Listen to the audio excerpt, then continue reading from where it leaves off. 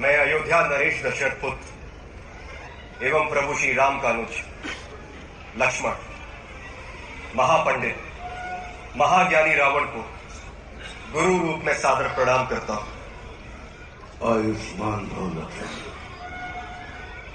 कहो, अपने जीवन की इस अंतिम लीला में मैं तुम्हारे किस हित की पूर्ति कर सकता हूं? हे महामना, नीति, धर्म, राजनीति एवं समस्त वेद शास्त्रों के ज्ञाता आप अपने ज्ञान और अनुभवों की दीक्षा से लक्ष्मण के जीवन का मार्ग प्रशस्त करने की कृपा करें। मैं देख रहा हूं लक्ष्मण कि तुम एक योग्य शिष्य की पात्रता लेकर उपस्थित हो। अस्तु, मैं अपने जीवन के कुछ अनुभव तुमसे अवश्य साझा करूंगा। हे सुमित्रा नंदन, अहंकार चाहे सत्ता का हो या सौंदर्य का, शक्ति का हो या भक्ति का, धन का हो या धर्म का, वो बड़े से बड़े विश्व विजेता को नष्ट कर देता है। इसका प्रत्यक्ष उदाहरण ये त्रिलोक विजेता विद्या विचारक महापंडित रावण है। अहंकार में तीनों गए, कुल, गौरव और वंश। ना मानो तो देख लो इस रावण का लक्ष्मण। रावण को अपने ज्ञान का अहंकार था और तुम्हारे भाई राम को अहंकार का ज्ञान था। लक्ष्मण, जीवन में सफल होने के लिए शत्रु दृष्टि और मित्र दृष्टि का भेद आना अनिवार्य है। मित्रता भले ही अपने समतुल्य या अपने से निम्न स्तर के व्यक्ति के साथ कर लेना, किंतु शत्रुता सदैव अपने से योग्य व्यक्ति के साथ ही ठानना, क्योंकि ये जगत हमारे व्यक्तित्व का आकलन हमारे मित्रों को देखकर नहीं, हमारे शत्रुओं को देखकर लगाता है। जितना बड़ा और गरिमापूर्ण हमारा शत्रु होता है, उतने ही बड़े और गरिमापूर्ण की ख्याति को हम प्राप्त होते हैं।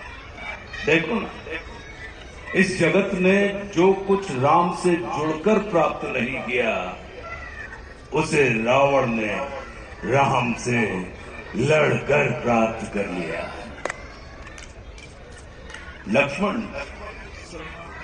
वे हमारे शत्रु ही होते हैं जो हमारे अंदर सुप्त पड़ी हुई ऊर्जा को जागृत करने का कार्य करते हैं। हमारा शत्रु ही होता है जो हमें असुरक्षा से निकालकर सुरक्षा में जाने की प्रेरणा देता है। वो हमारा शत्रु ही होता है जो हमें अपने सीमित वृत्त से निकालकर अपने वृत्त को असीमित करने की प्रेरणा देता है।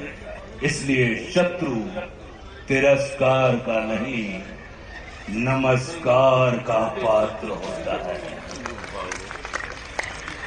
कभी अपने शत्रु को नमस्कार करके देखना, वो तुम्हारा परिष्कार कर देगा।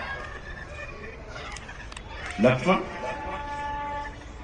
जैसे शरीर को संचालित करने वाला मस्तिष्क आकार में शरीर से बड़ा नहीं होता, गज को संचालित करने वाला अंकुश आकार में गज से बड़ा नहीं होता, वैसे ही व्यवस्था को संचालित करने वाले व्यवस्थापक को कभी भी व्यवस्था से बड़ा नहीं होना चाहिए।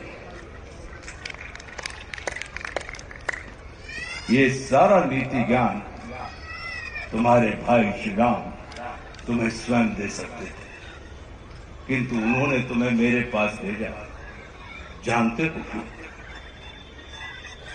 लक्ष्मण, मेरी संस्कृति असुर की है, लेकिन मैं प्रकृति से एक तपस्वी हूं, साधक।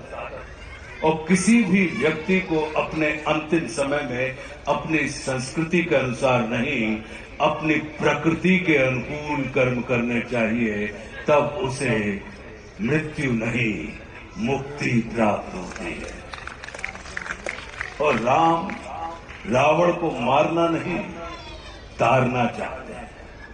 तभी तो उन्होंने मेरे अंतिम समय में मेरी प्रकृति के अनुकूल उपदेशात्मक कर्म करवाकर मेरी मुक्ति के मार्ग को प्रशस्त कर दिया।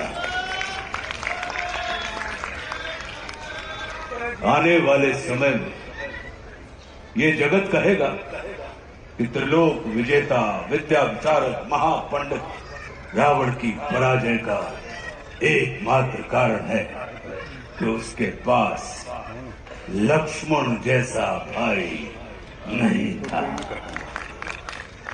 लेकिन इस जगत को ये स्मरण रखना चाहिए कि लक्ष्मण जैसा भाई प्राप्त करने के लिए व्यक्ति को रावण नहीं, स्वयं राम बनना पड़ता है।